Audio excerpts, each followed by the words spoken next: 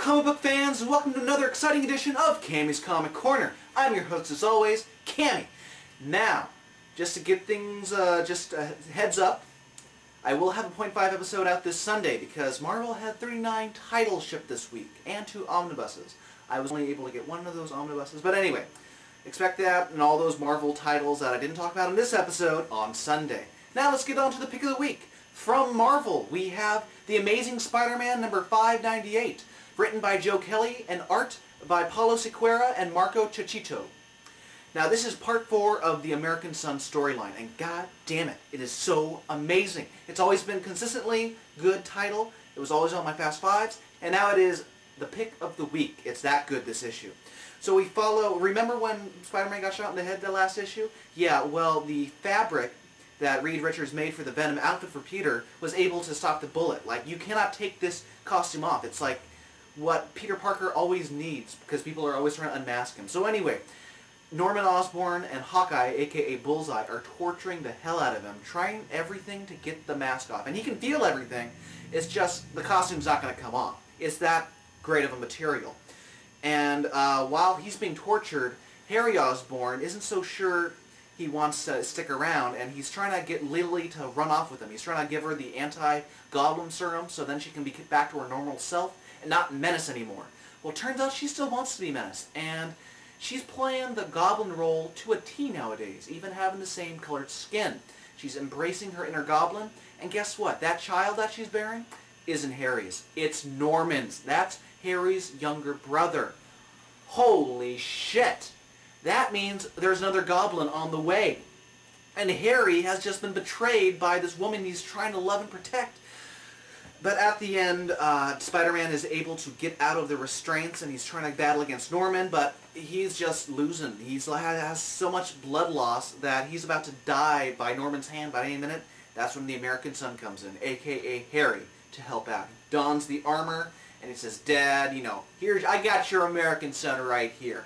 So a brilliant, spectacular issue. This was such a fun issue with all the action, the art, the story of what a twist. What more do you want from a Spider-Man title? Bravo to Mr. Kelly for putting together a beautiful story, and I cannot wait till the final issue. Now on to the Fast Five. First up, from the DC, we have Green Lantern number 42. Now, last issue, Hal had his hand chopped off.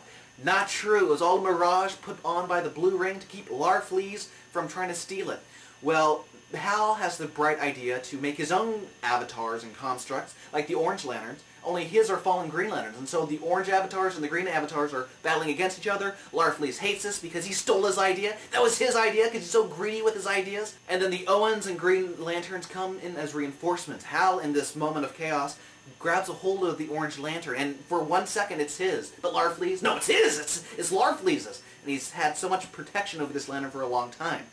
Him, Larfleeze, and the Owens make a deal. He says, "I'll stop, hurting you if you point me to the right direction where I can get a blue ring." So at the end of the issue, the Blue Lantern's planet of Odin is invaded by the Orange Lanterns. And dick move on the Owens part. Those guys are total douchebags for sending them in harm's way. But anyway, killer issue, and at the end we get the Blackest Night starting to happen. So, next issue is all about Black Lanterns. Killer series. Next up from Vertigo, we have Northlanders number 18. Now this is part 1 of a 2-part story by Mr. Brian Wood, and we follow 3 Viking wives. They've all had husbands who were Vikings, went out to sea, they never returned. They were killed in battle, etc. So they want to defend their own selves, defend their own land, and they got a lot of loot that they want to keep away from these Saxons.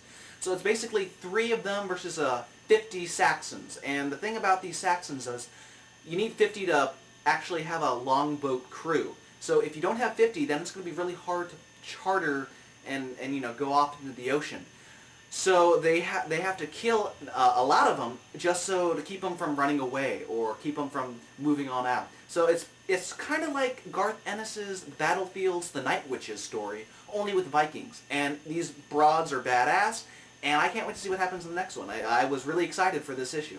Next up, from DC, we have Gotham City Sirens number 1. Now this is another Bat title by Paul, and I really enjoyed this one because of the cast of characters. You got Catwoman, Poison Ivy, and Harley Quinn. Catwoman's a little weak ever since she had the new heart put in from after Hush took it out. And so while she can't even go up against third-string bad guys like this one guy named Bone Blaster, he has his way with her. And so she's looking for a little group to come together, her, Poison Ivy, and Harley, just to, keep the streets safe and have their own little sisterhood of the traveling kick-ass pants, as it were. So we go through the whole story of them versus Bone Blaster, them with the Riddler, and then they finally find their own digs. And Harley and Ivy go, before we can trust you, who's Batman? They want to know that secret. So it was a very fun series. The art is gorgeous, and I want that cover as a poster so I can just put that on my wall. That is one killer poster. Next up from Marvel, we have Dark Wolverine number 75. Now, I know what you're thinking. Where the hell did this pick come from? I wasn't gonna even, be on board with this new Dark Wolverine because I hate Daken or Daken or however the hell you say his name. But turns out I really liked it because Norman Osborn thinks he knows Daken or Daken.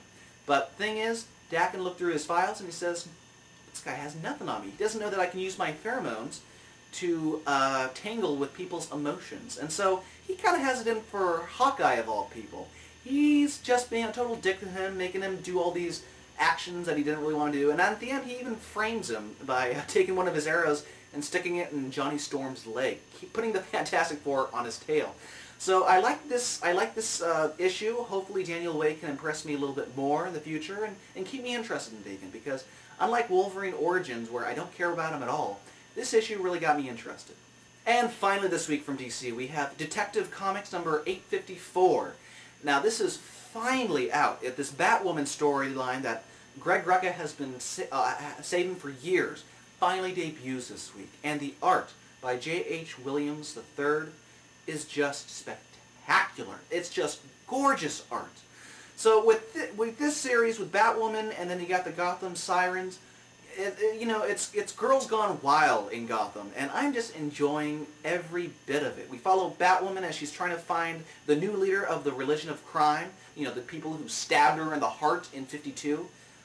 52, way back when. This is how delayed this series has been. But she's having trouble keeping a double life as Batwoman and as Kate. She's losing the relationships, but she has Daddy to help her out with the training and the new Bat toys.